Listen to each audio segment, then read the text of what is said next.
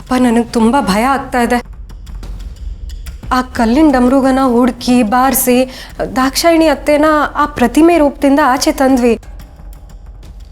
ನಮ್ಮ ಪ್ರಕಾರ ಇಷ್ಟೊತ್ತಿಗೆ ಅವ್ರಿಗೆ ಪ್ರಜ್ಞೆ ಬಂದು ಅವ್ರು ಅಲ್ಲಿಂದ ಆಚೆ ಬಂದಿರಬೇಕಲ್ವಾ?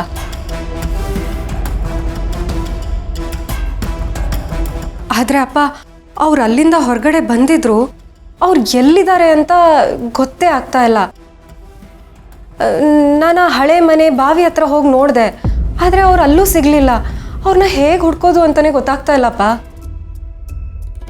ಆ ಮಾಳ್ವಿಕಾ ಅಥವಾ ಮಂಜ್ರಿ ಕಣ್ಣಿಗೆ ದಾಕ್ಷಾಯಿಣಿ ಅತ್ತೆ ಬಿದ್ದರೆ? ಇಲ್ಲ ಇಲ್ಲ ಇಲ್ಲ, ಅವರಿಬ್ಬರ ಕಣ್ಣಿಗೆ ಅತ್ತೆ ಬೀಳೋದಕ್ಕೂ ಮುಂಚೆ ನಾವು ಅವ್ರನ್ನ ಹುಡುಕ್ಲೇಬೇಕಪ್ಪ. ಅವ್ರನ್ನ ಸುರಕ್ಷಿತವಾಗಿ ಮನೆಗೆ ವಾಪಸ್ ಕರ್ಕೊಂಡು ಹೋಗಬೇಕು. ಇಲ್ಲ ಅಂದರೆ ನಾವು ಪಟ್ಟ ಶ್ರಮ ಎಲ್ಲ ಮಣ್ಪಾಲಾಗೋಗುತ್ತಪ್ಪ, ಮಣ್ಪಾಲಾಗೋಗುತ್ತೆ.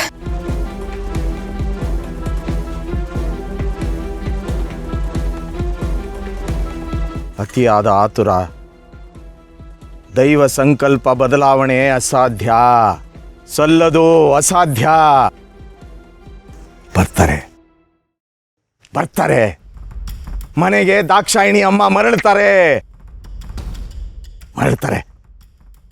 ಸಮಯ ಕಾಲ ಬರಬೇಕು, ಬರುತ್ತೆ ಕಾಲ ಬರುತ್ತೆ, ಬರ್ತಾರೆ ಮನೆಗೆ. ಸಮಯ ಬರಬೇಕಾ? ಅಲ್ಲಿವರೆಗೂ ನಾವು ಸುಮ್ಮನೆ ಇರಬೇಕಾ? ಏನಪ್ಪ ಹೇಳ್ತಾ ಇದೆಯಾ? ಅಷ್ಟರೊಳಗಡೆ ಏನಾದರೂ ಮಾಳ್ವಿಕಾ ಅವ್ರನ್ನ ಹುಡುಕ್ಬಿಟ್ರೆ? ವಿಧಿ ಬದಲಾಗಿದೆ, ಆಟ ಬಿರುಸಾಗಿದೆ. ಕಾಯ್ಬೇಕು. ಯಾರು ಹುಡುಕಬೇಕು ಅವರೇ ಹುಡುಕ್ತಾರೆ. ವಿಧಿ ಜವಾಬ್ದಾರಿ ಅವರೇ. ಸಂಸಾರದ ಸ್ಥಾಪನೆ. ಅಪ್ಪ, ನೀನು ಹೇಳೋ ಮಾತುಗಳು ನನಗೆ ಅರ್ಥ ಆಗ್ತಾ ಇಲ್ಲ. ವಿಧಿ ಅತ್ತೆನ ವಾಪಸ್ ಕರ್ಕೊಂಬರೋದಕ್ಕೆ ಯಾರನ್ನೋ ಆಯ್ಕೆ ಮಾಡಿದೆ ಅಂತ ಹೇಳಿದೆ ಅಲ್ವಾ?